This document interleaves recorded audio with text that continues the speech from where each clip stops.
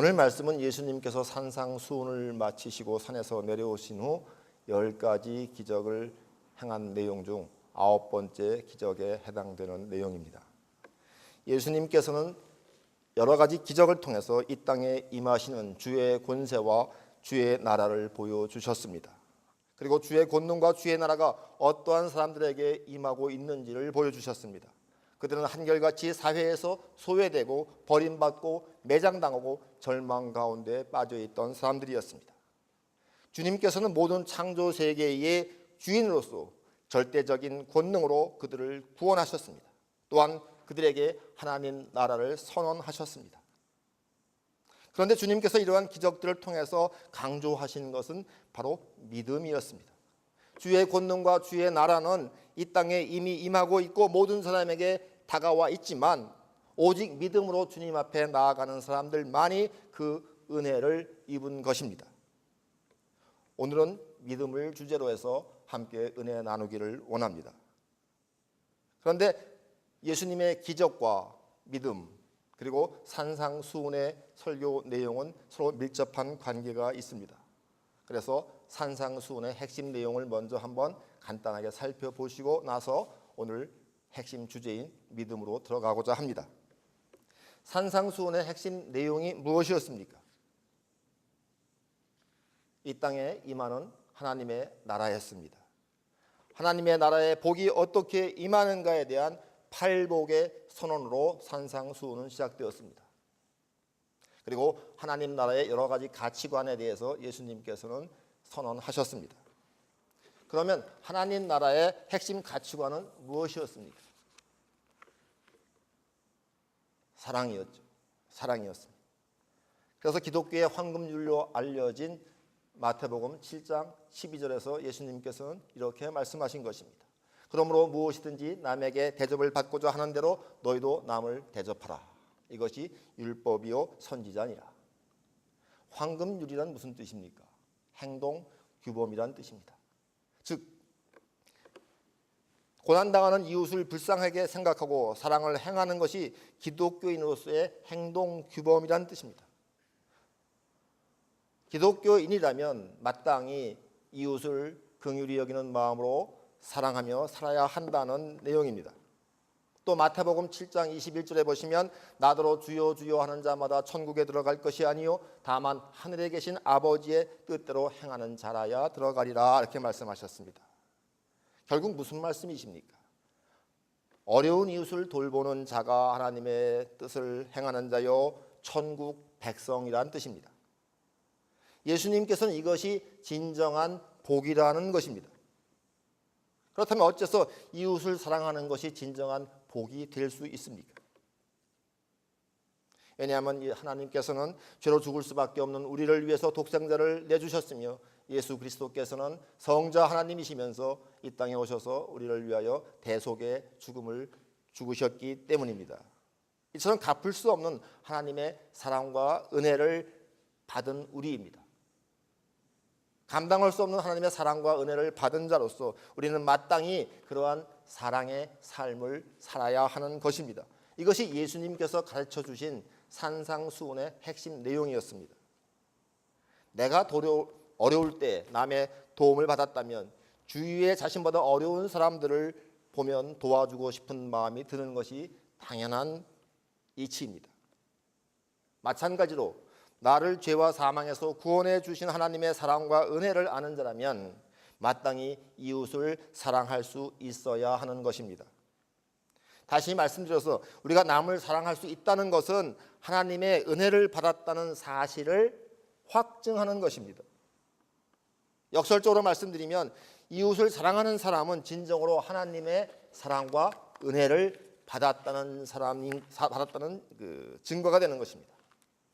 하나님의 사랑과 은혜를 체험한 것이요 하나님의 복을 받은 자라는 증명이 되는 것입니다. 이처럼 하나님의 나라는 은혜의 나라요 사랑의 나라입니다. 여기에 바로 우리 기독교인들의 신앙의 정체성이 있습니다. 성경에서 믿음이라고 번역된 단어는 영어로는 faith라고 합니다. 믿음, 신앙, 신뢰라는 뜻이죠. 단순히 신의 존재를 믿는 것이 믿음이 아닙니다.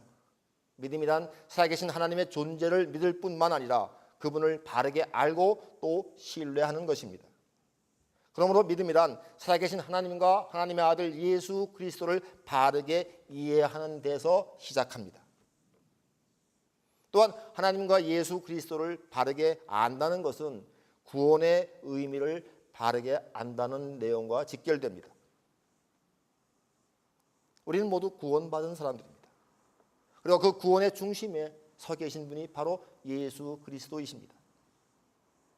따라서 예수 그리스도의 성육신과 십자가의 죽으심과 부활은 믿음의 핵심 내용들입니다. 우리가 이러한 구원의 의미를 바르게 이해할 때 하나님의 은혜 또한 바르게 알게 됩니다. 나 같은 죄인을 구원하시기 위해서 하나님께서 어떻게 은혜를 베푸셨는지를 알게 됩니다. 믿음이란 바로 이러한 하나님의 은혜를 구하는 것이요 하나님의 은혜 앞에 나아가는 것입니다. 그리고 하나님의 갚을 수 없는 은혜에 반응하는 감사의 삶을 사는 것입니다. 이것이 바로 믿음입니다. 궁극적으로 믿음이란 하나님의 뜻에 순종하는 삶을 사는 것을 말합니다. 마가복음 3장 35절에 보시면 누구든지 하나님의 뜻대로 행하는 자가 내 형제요 자매요 어머니니라. 하나님의 뜻대로 행하는 자가 주님의 가족이란 뜻입니다. 주님의 가족이 되는 것이 곧 하나님 나라의 가족이 되는 것입니다. 따라서 하나님 나라의 가족이 된다는 것은 내 뜻대로가 아니라 하나님의 뜻대로 살겠다는 것을 의미합니다. 이처럼 결국은 하나님의 뜻대로 사는 것이 믿음의 삶을 사는 것이요 하나님 나라의 삶을 사는 것입니다. 그런데 어떻습니까? 우리는 내 뜻대로 살면서 하나님 나라의 축복만을 누리려고 합니다. 성경은 이러한 것을 결코 믿음이라고 말씀하시지 않습니다. 믿음이란 하나님 나라의 삶을 사는 것이며 하나님 나라의 삶이란 사랑과 화평의 삶을 사는 것입니다. 그 안에 생명이 있으며 그 안에 진정한 평강과 기쁨이 넘쳐나는 것입니다. 물질주의와 쾌락주의와 이기적인 마모니즘이 만연한 현대사회에서 이러한 하나님의 나라를 살 수 있다는 것이 바로 기적입니다. 예수님께서는 그동안 8가지의 기적을 보여주셨습니다. 사회에서 버림받고 절망 가운데 신음하고 있는 사람들이 믿음으로 하나님의 나라의 기적과 권능을 어떻게 체험하는지에 관한 내용들이었습니다. 나병 환자, 중풍병자, 악령 들린 자, 세리 마태, 혈루증 여인, 죽은 소녀, 그들이 주인공들이었습니다. 그들이 믿음으로 어떻게 치유받고 회복되었으며 또 죄와 죽음에서 어떻게 구원받았는지를 보여주는 내용들이었습니다. 그런데 사실 따지고 보면 그들의 이야기는 바로 우리 그리스도인들의 이야기입니다. 우리는 모두 영적으로 나병 환자처럼 감각을 상실한 자들이었으며 우리는 영적으로 모두 중풍병자처럼 주저앉은 자들이었으며 우리는 모두 악령 들린 자들이었습니다. 마귀의 소나기 안에 잡혀있던 자들이었습니다.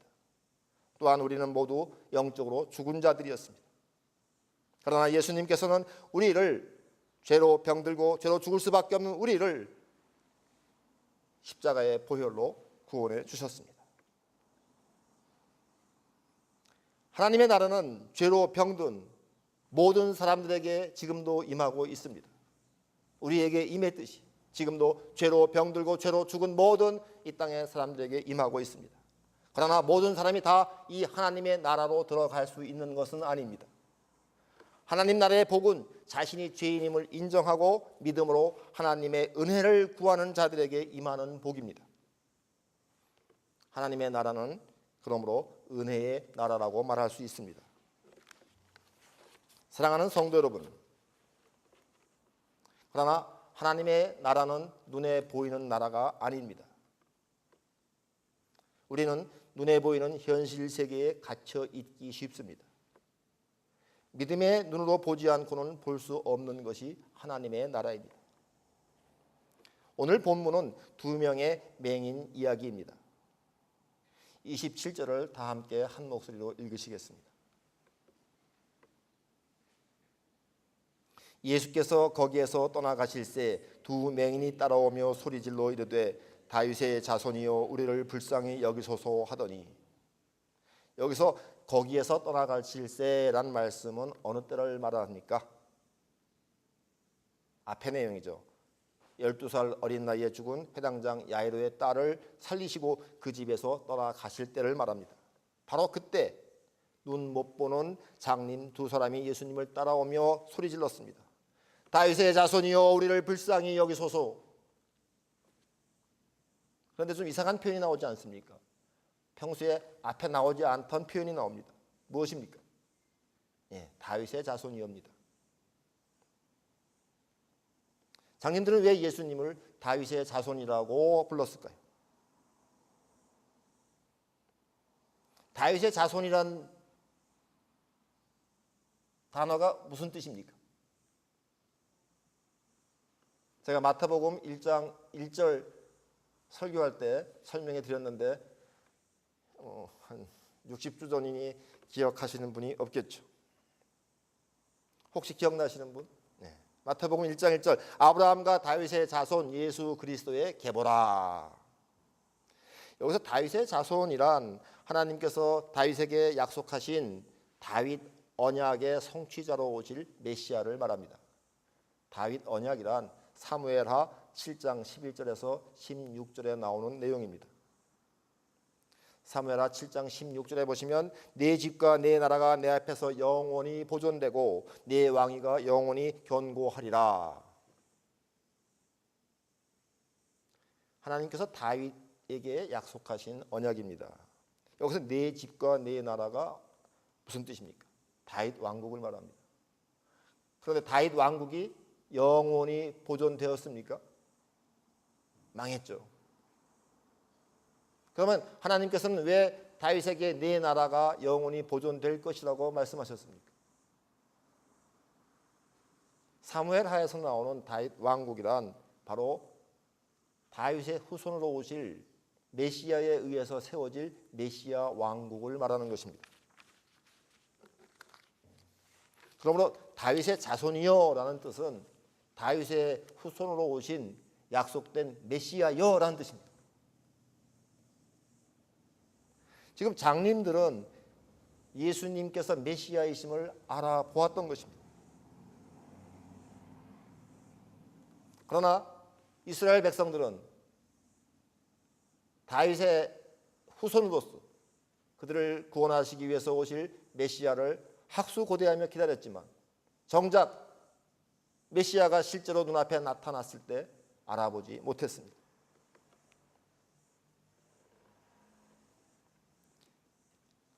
예수님께서는 산상수훈을 통해서 메시아 왕국을 선포하시고 또 수많은 기적과 치유를 통해서 당신이 메시아이심을 보여주셨습니다. 그러나 대부분의 사람들은 예수님이 메시아이심을 알아볼 수 없었습니다. 그들은 그저 그분의 치유와 놀라운 기적과 능력에 감탄하며 그저 경외할 뿐이었습니다. 그러나 장님된 두 사람은 지금 그분을 향해 다윗의 자손이여라며 외치고 있습니다. 두 눈을 멀쩡하게 뜨고 있는 사람들은 예수님의 정체를 알아보지 못했지만 안 못 보는 장님들은 예수님을 알아보았습니다. 왜 그랬습니까? 왜 육신의 눈이 먼 사람들은 메시아를 알아보았고 눈이 멀쩡한 사람들은 메시아를 알아보지 못했던 것입니까? 사랑하는 성도 여러분, 여기서 우리는 중요한 사실 하나를 깨닫게 됩니다. 그것은 영적인 눈이 육신의 눈보다 중요하다는 사실입니다. 진짜 장님은 영적인 눈이 어두운 자들이었습니다. 그래서 그들은 눈앞에 와 계신 메시아를 보고도 알아볼 수 없었던 것입니다. 장님들이란 어떤 사람들입니까?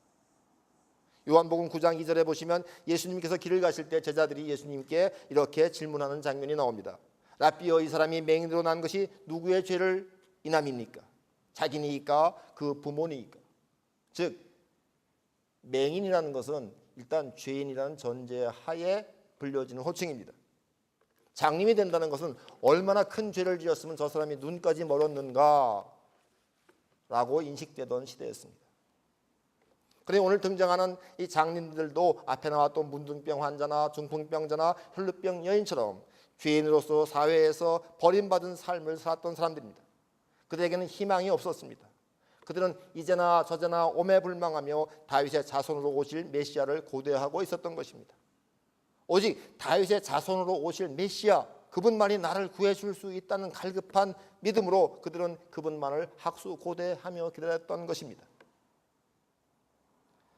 맹인들은 다른 치유받은 환자들과 마찬가지로 예수님에 대한 소문을 들었습니다. 그분께서 행하신 여러 가지 치유와 기적에 관한 소문을 들었습니다. 그리고 이분이야말로 우리가 고대하던 바로 그 메시아다라는 믿음이 자리했던 것입니다. 그래서 그들은 비록 눈은 멀었지만 예수님을 메시아로 알아볼 수 있었던 것입니다. 사랑하는 성도 여러분, 오늘 말씀에 등장하는 맹인들은 사회적으로 죽은 자